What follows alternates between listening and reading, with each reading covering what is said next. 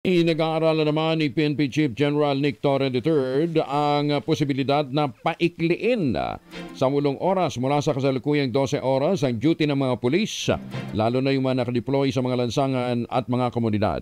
Ginit ni General Torre, mas magiging epektibo ang serbisyo ng mga pulis kung paikliin ang kanilang tour of duty, lalo't na kailangan ding may mga gising na pulis 24/7, partikular na sa mga urban area tulad ng Metro Manila. Ito rin na niya ay para magkaroon ng mas mahabang oras ang mga pulis sa kanilang mga pamilya.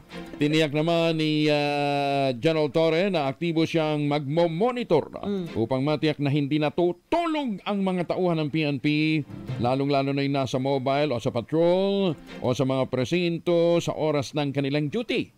We're looking into the possibility of, shortening giving them reasonable hours for them to also have their own time for their families. Kaya yung ginawa ko natin sa Quezon City, lalo na dito sa NCR, we'll try to see if the 8-hour duty is viable.